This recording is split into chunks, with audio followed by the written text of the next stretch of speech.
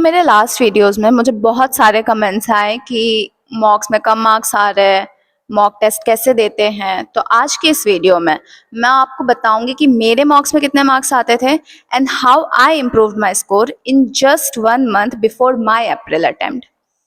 अब सच ये है कि मुझे मॉक्स देने में लिटरली डर लगता था क्योंकि मेरे बहुत कम मार्क्स आते थे, मेरे 50-60 मार्क्स आते थे, बट फिर वही 180 प्लस तक पहुंच गए थे, वो भी सिर्फ लास्ट के 1 मंथ में। और सबसे इंटरेस्टिंग बात, मैंने ज़्यादा पढ़ाई करी इस वजह से मेरे में अच्छे मार्क्स आ रहे थे, ऐसा नहीं था। मैंने पूरी स्ट्रेटेजी ही चेंज कर दी थी। जब मेरा जैन अटेम्प्ट होने वाला था, आई वाज लाइक कि जब तक मेरा सिलेबस कंप्लीट नहीं होगा तब तक मैं मॉक टेस्ट दूंगी ही नहीं, क्योंकि मुझे लगता था कि जब तक सिलेबस कंप्लीट नहीं हुआ है तब तक आधे पेपर से मॉक देने का फ़ायदा क्या है। बट जब रिजल्ट आया और इतनी लो परसेंटाइल आई, तब आई रियलाइज्ड कि सिलेबस कभी प्रॉब्लम था ही नहीं। द प्रॉब्लम वाज कि मैंने एग्जाम हॉल प्रेशर में कभी वर्क ही नहीं किया, मुझे वो सिचुएशन हैंडल करना ही नहीं आया। उसके बाद मैंने डिसाइड किया कि अब अप्रैल अटेम्प्ट तक मैं रेगुलर मॉक्स दूंगी।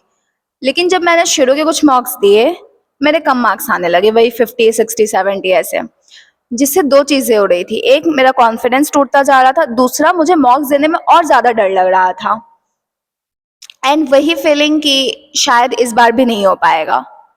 बट फिर मैंने मेरे मॉक्स को एनालाइज किया और मैंने एक बहुत बड़ी मिस्टेक फाइंड करी कि हर मॉक के टाइम मैं सोचती थी कि ज़्यादा अटेम्प्ट करूँगी, मेरा फोकस ज़्यादा अटेम्प्ट पे होता था।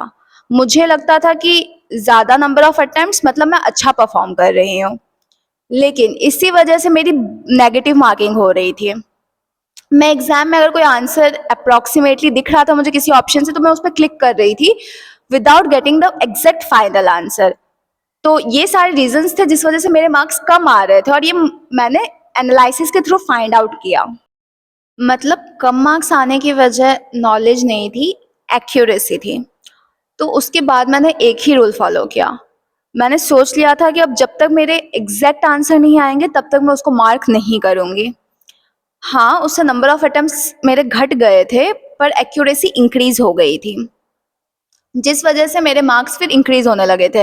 लाइक 50 से 80 हुए एंड देन ऐसे 120 तक जब मेरे मार्क्स पहुंच गए, उसके बाद आई वाज श्योर कि अब मुझे कंसिस्टेंसी मेंटेन करनी होगी, क्योंकि एक बार मैंने 120 का टारगेट क्रॉस कर दिया है तो अब मैं उसको 150 तक पहुंचाऊंगी, लेकिन उसके नीचे नहीं आने दूंगी।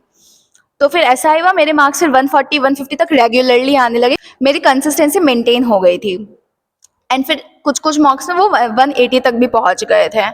तो अब अगर आपके भी मॉक्स में कम मार्क्स आ रहे हैं तो मॉक्स देना बंद मत करो। मॉक्स जजमेंट नहीं होता है, मॉक्स आपका फीडबैक होता है कि आप कैसा परफॉर्म कर रहे हो। अब देखो, मैं पहले मेरे सबसे दो स्ट्रॉन्गेस्ट सब्जेक्ट्स पिक करती थी, जैसे मेरे थे फिजिक्स और केमिस्ट्री। तो हर मॉक के पहले मैं खुद को एक टारगेट देती थी कि इन दोनों में तो एटलीस्ट मैं 60-70 स्कोर करूंगी ही। एंड जो भी वीकेस्ट सब्जेक्ट होता है उसमें भी खुद को एक टारगेट दो, लाइक एटलीस्ट 30 मार्क्स, 30 to 40 के बीच में आप अपने वीकेस्ट सब्जेक्ट में स्कोर करो। इस चीज से दो फायदे होंगे, एक तो आपकी कंसिस्टेंसी मेंटेन होगी एंड दूसरा आपके स्कोर इंप्रूव होते जाएंगे।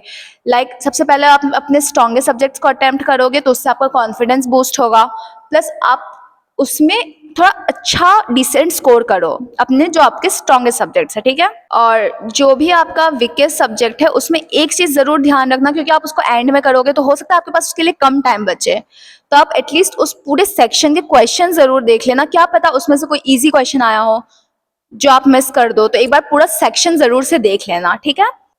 तो आज के इस वीडियो के लिए इतना ही था। बाकी अपने मार्क्स कमेंट्स में बताओ कि तुम्हारे मार्क्स में कितने आ रहे हैं, एंड जो भी डाउट हो कमेंट सेक्शन में बताओ, मैं मोस्ट फ्रीक्वेंट डाउट पे एक अगली वीडियो बना दूंगी, ठीक है। And do subscribe the channel for more helpful content. Bye bye.